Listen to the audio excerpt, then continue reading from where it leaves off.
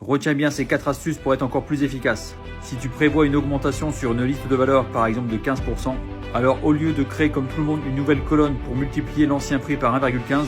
et ensuite étendre les résultats sur les autres lignes, tu n'auras absolument pas besoin d'une nouvelle colonne. En écrivant dans une cellule la valeur de ton augmentation, que tu vas ensuite copier par un CTRL-C, tu sélectionnes ensuite les anciennes valeurs et par le raccourci CTRL-ALT-V, tu vas sélectionner multiplication.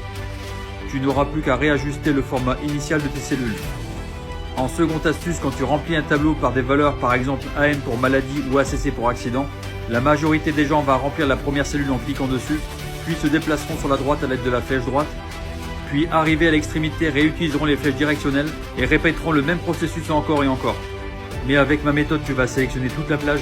tu saisis une valeur dans la première cellule que tu souhaites renseigner, puis tu cliques sur tabulation autant de fois que tu souhaites pour écrire la nouvelle valeur, puis de nouveau tabulation jusqu'à avoir intégralement renseigné ton tableau. En astuce 3, quand tu veux colorer des cellules, par exemple quand tu contrôles des produits et que la couleur est verte lorsque c'est conforme et rouge lorsque c'est non conforme, tu peux copier la valeur par un CTRL-C et la coller dans la première cellule, puis copier la seconde couleur et la coller, ou perdre du temps en sélectionnant une à une les couleurs situées dans les propriétés de remplissage.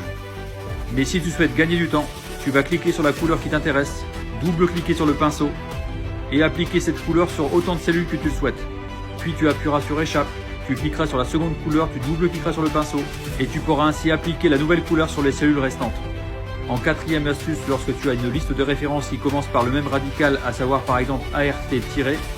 suivi d'un nombre qui peut être composé d'un seul chiffre, voire de plusieurs, à savoir par exemple 2, 3 ou 4, et pour lesquels tu souhaiterais avoir systématiquement 4 décimales derrière la virgule, tu vas utiliser dans un premier temps la fonction substitute pour retirer le radical ART- en sélectionnant le texte sur lequel tu veux travailler, puis en renseignant après un point virgule le texte que tu veux retirer, à savoir ici ART- entre double guillemets, suivi du nouveau texte qui sera ici 2 double guillemets pour l'effacer, pour ainsi conserver uniquement le numéro. Maintenant, si tu souhaites que ce chiffre soit affiché sur 4 digits, tu vas utiliser la fonction texte juste avant la fonction substitut, derrière laquelle après un point virgule, tu saisiras 4 fois la valeur 0 entre 2 double guillemets, puis tu fermeras la parenthèse et tu valideras pour que ta nouvelle valeur soit affichée sur 4 chiffres. Maintenant, pour ajouter la partie ART- juste avant le numéro, tu vas ajouter juste après le égal un double guillemet et tu vas saisir ART-. Tu refermeras le guillemet et tu ajouteras un et commercial pour créer la liaison entre le radical ART- et la formule. Tu peux maintenant valider le résultat